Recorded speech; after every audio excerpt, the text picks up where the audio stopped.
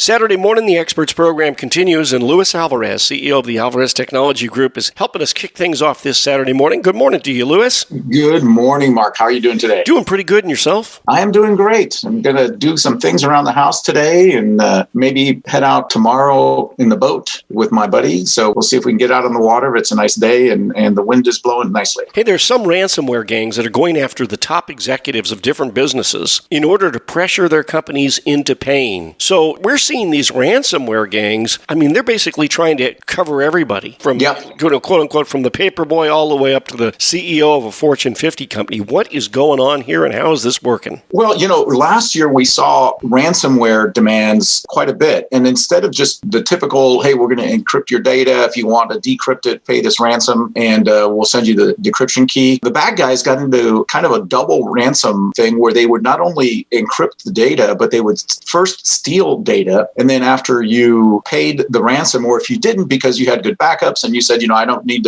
your decryption key, I'm just going to restore from my backups, then they'd say, well, we have your data, and unless you pay this ransom, we're going to release that data publicly. So they were doing that for a while, and now they've taken it to a whole new level because what they're doing is they're targeting business leaders and senior executives in these companies because they know that these guys have information. Typically, these senior executives have access to information that isn't available to the rank and file, first and foremost. Sometimes that information can be compromising, can be embarrassing if it's released. And unfortunately, in most organizations, the biggest violators of security protocols tend to be the most senior people who think that they're immune from having to follow the rules like everybody else. So they're more likely than not. Exactly. So, we run into that quite a bit with our clients where we spend a lot of time convincing these senior managers that they have to follow the same rules that all the other employees are following because they're more likely to be targeted than anybody else. And the bad guys have figured it out. So they're going after these senior executives. They break into these networks, they breach the networks, and then they watch behavioral patterns. They lay dormant for up to 6 months or maybe even a year as they watch what's going on in the network and identify those senior executives and then break into their laptops and their PCs and their databases and start poking around looking to see what they can find. And then they steal that data because they know that data, which could be embarrassing, could be compromising, and also cost the organization reputationally, is more likely than not to lead to them getting the ransom that they're demanding, which, by the way, in the last,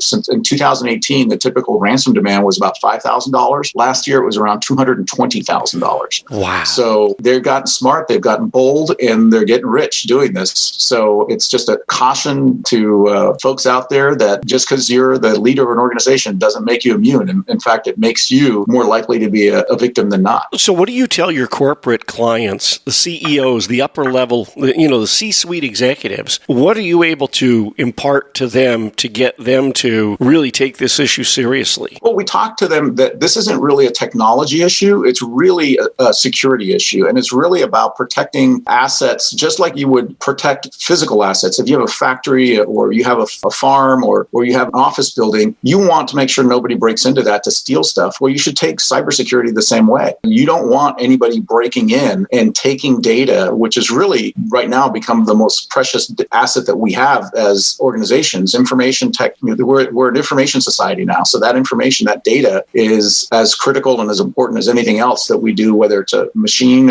in a factory floor or a tractor, and you need to protect it. And we talk to them about not just the financial damage that can be done, but the reputational damage. If somebody discovers that you can't do business with a company because they're not taking proper precautions to protect your information, protect your data, you don't want to do business with that company. And it's going to cost you not just customers, but also vendors and suppliers that don't want to do business with. Now, some of the security experts working in the same fields as yourself have admitted oftentimes the ransomware perps aren't being truthful about the amount of information that they have and its severity. So I would guess that, maybe perhaps some CEOs, C-suite executives, they've heard this, and so maybe they let their guard down a little bit. I would think that you would just take every threat as a legitimate one. Absolutely.